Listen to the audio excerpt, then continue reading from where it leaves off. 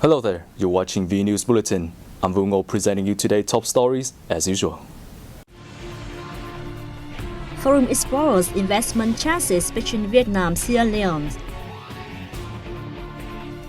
Khánh Hòa heading towards sustainable development of agriculture. And later on, gorgeous orchids in full bloom in Sơn La province. In the face of soaring fuel prices, Minister of Industry and Trade Nguyễn Hồng Diên proposed several measures for stabilizing the market in the long run while fielding queries from full-time legislators on March 16.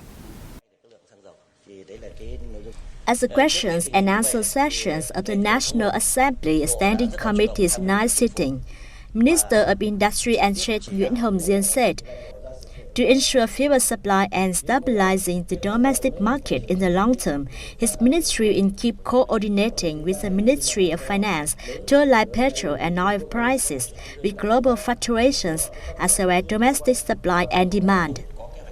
The move was aimed at ensuring harmonious interests among stakeholders, namely fuel sellers, businesses using petrol and oil as an input for their operations, and consumers, the minister noted.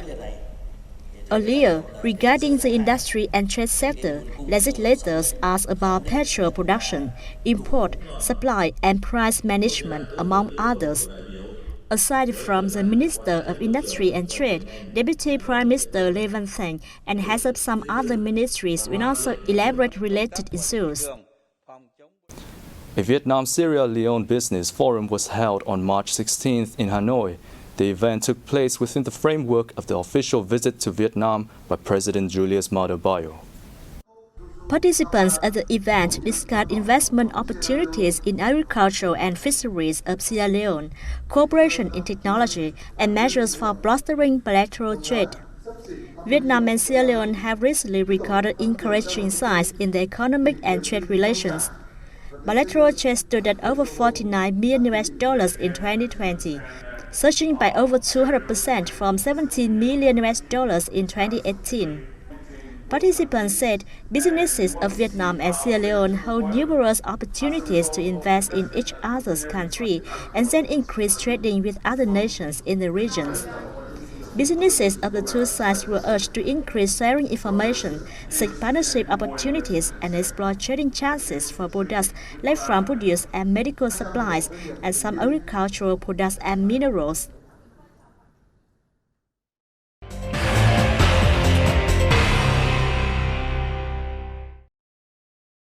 The regulations state that visitors with negative COVID tests can enjoy quarantine-free travel from day one. Accordingly, travelers entering Vietnam via air routes have to present proof of negative SARS-CoV-2 tests. People entering via road, sea, and rail will be subject to the same requirements. If arrivals cannot show proof of negative tests, they are required to take a test in the first 20 hours from the time of arrival. If the results are negative, they may travel outside of their place of accommodation with public health measures still in place. In case the results are positive, they must notify health authorities for further instructions. For those who have no negative COVID-19 results prior to entry, the ministry asks them not to take rest stops or contact with other people along the way from the border gate to their place of accommodation. For children under 2 years old, it's unnecessary to take COVID-19 tests. In all cases, visitors are asked to frequently wear masks and disinfect their hands. The south-central coastal province of Khánh Hòa has moved to develop aquaculture in a more sustainable manner with the application of new technological farming methods. The Khánh Hòa Department of Agriculture and Rural Development has introduced mechanisms and policies to support farmers involved in aquaculture.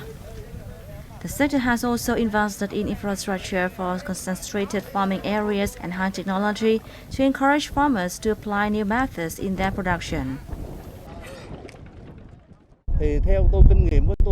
Investing in this high-density polyethylene case has helped boost productivity compared to wooden cases.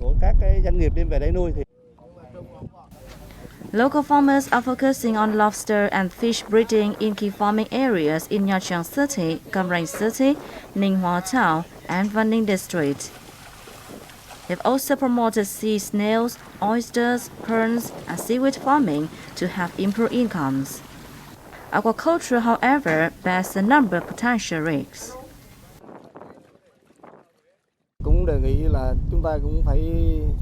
Farmers face many risks and challenges, so we advise they follow recommendations from the fishery sector to cut losses from natural disasters and other factors.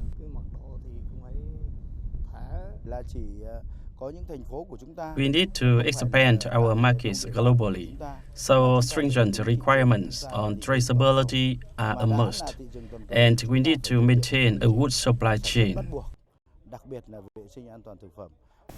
Khánh Hòa province has also identified investment solutions, capital sources, and consumption markets, and formulated mechanisms and policies for the development of its fisheries sector. It currently has over 250 production farms with an output of more than 6.2 billion seeds and commercial shrimp farming area on more than 2,000 hectares. The two new generation free trade agreements, namely the Comprehensive and Progressive Agreement for Trans-Pacific Partnership and the European Union-Vietnam Free Trade Agreement, continue to be the momentum for the increase of Vietnam's seafood exports in the first 2 months of 2022. According to the General Department of Customs, seafood exports in February saw a breakthrough increase of 62% to $635 million. In the first 2 months of 2022, Vietnam seafood exports raked in $1.5 billion, up 51% over the same period last year. Among others, export to the U.S. market enjoyed an 84% increase to $346 million. A strong growth was also seen in exports to other FTA markets, such as Germany, up 140%, Australia, 64%, and Canada, 55%. After the two FTAs came into force, Vietnamese businesses, including those in the seafood sector, have actively taken advantage of them to seek new markets and boost their exports.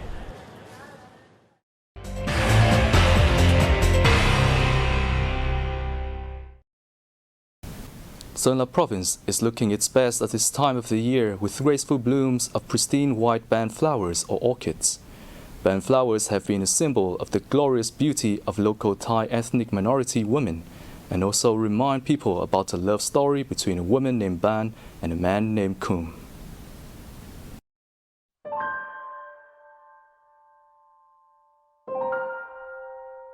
Legend had its start. Khum, who was good at farming and hunting, fell in love with Ban, who was skilled at weaving and sang beautifully.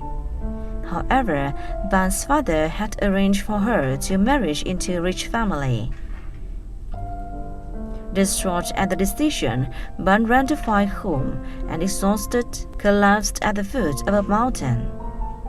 A strange tree with white flowers grew at the place where she lay, which were later called Ban. Khum, meanwhile, upon hearing the bad news, hurriedly ran to find Ban. He went up and down the mountain before falling down beside the ban tree and turning into a bird. Since then, whenever ban flowers are in full bloom, people always heard birds chirping. The legend is popular among the Thai ethnic minority people. We are so happy to take photos at this gorgeous site. There is a hill of band flowers in the city square. The northwestern region is dyed with a marvelous white earring badge, with ban trees now planted in many parks and streets around the locality.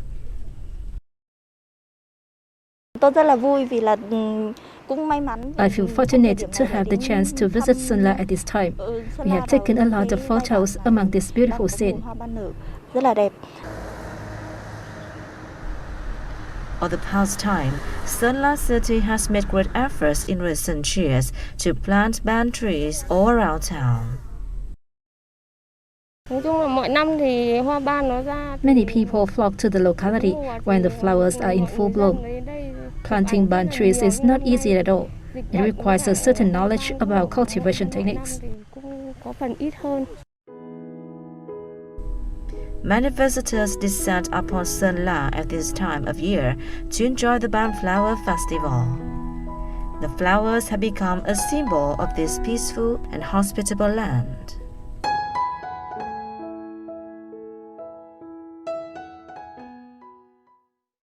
The capital city of Hanoi will reopen pedestrian spaces in downtown Hoàn Kiếm district from March 18th after nearly a year of closure due to the COVID-19 pandemic, according to the Municipal People's Committee. The move comes after Vietnam resumed tourism activities on March 15. It is expected to have the capital city draw more visitors. The streets around Hoàn Kiếm Lake will be exclusively open for pedestrians from 1900 on Friday until the end of Sunday every week. Meanwhile, the remaining spaces will operate from 1900 to 2400 in 3 last days of every week. The People's Committee of Hoàn Kiếm District will deploy forces to perform COVID-19 prevention and control activities and handle relevant violations. Local residents are advised to stay at home if they show COVID-19 symptoms. Visitors are requested to make health declarations and wash their hands before entering the pedestrian spaces and not to enter the area if they have any COVID-19 symptoms. Organizers of cultural and art events in the spaces are asked to strictly implement COVID-19 control measures. The central province of Quảng Nam is speeding up efforts to green its tourism sector and contributed to developing it into an economic spearhead that is sustainable and friendly on the environment. The owner of villa accommodation in Hội An ancient town, Phạm Thị Linh Chi, has directed her staff to recycle and raise the awareness about the significance of reducing plastic waste. Her efforts have paid off since not only her staff but also the guests have become more responsible in taking care of the environment. Our guests are enthusiastic about joining our activities to protect the environment. This is a green tourism model that we are trying to develop.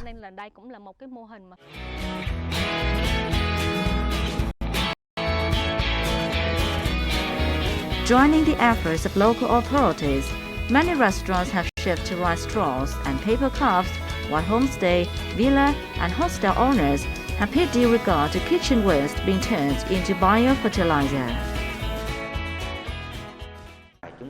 Clear guidelines should be issued so that the tourism community is able to join efforts to build Quảng Nam into a green destination. This will also pave the way to develop successful green tourism products. Quảng Nam còn có một cái tiềm năng rất lớn về phát triển du lịch. Based on the criteria for green tourism, we have outlined rigorous standards to develop tourism in tandem with environmental protection and sustainable development.